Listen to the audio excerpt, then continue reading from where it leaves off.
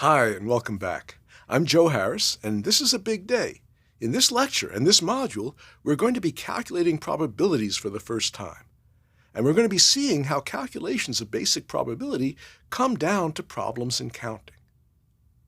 As usual, rather than have this discussion in the abstract, we'll work with a concrete problem that'll illustrate the basic ideas. So, say you're in a bar, quaffing a refreshing beverage or two, and a guy comes in and sits down on the stool next to yours, and he offers you a bet. The bet is you flip a coin 6 times. If you get 3 heads and 3 tails, as you might expect, he'll give you $20. Otherwise, you pay him $10. What? Do you take the bet?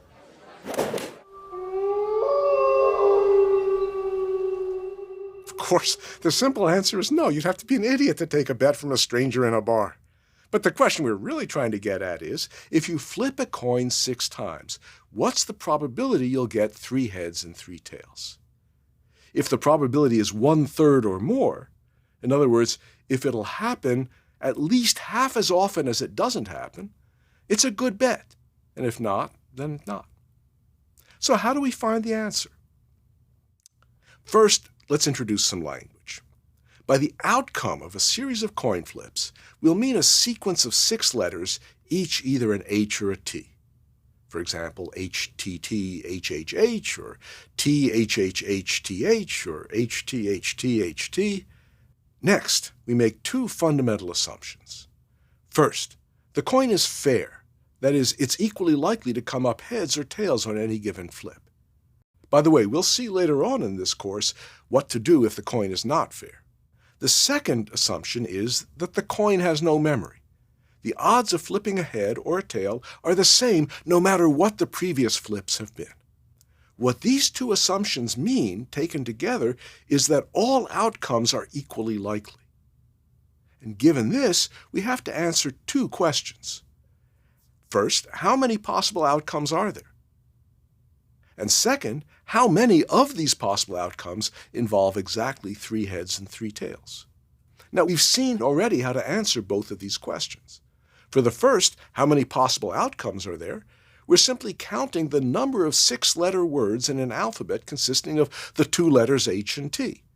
And by our very first formula, the number of these is 2 to the 6th power, or 64. So there are 64 possible outcomes, and by our assumption, each outcome will occur on average 1/64th of the time. Next, we ask how many of these 64 possible outcomes involve exactly 3 H's and 3 T's. And again, we've seen how to do this. To specify a word consisting of 3 H's and 3 T's, we have to say which 3 of the 6 letters of the word are H's. This amounts to choosing a collection of 3 places out of 6, and we've seen that the number of ways of doing that is the binomial coefficient 6 choose 3, or 20. So, if each outcome occurs on average 1/64th of the time, and 20 of these 64 involve 3 H's and 3 T's, then the probability of getting 3 heads and 3 tails on a sequence of 6 coin flips is 20/64ths, or 5/16ths. It's a little less than 1/3. In other words, it's a bad bet.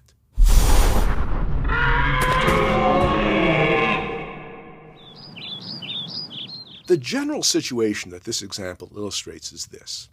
We have an experiment, in this example, the flipping of 6 coins, in which all outcomes are assumed equally likely.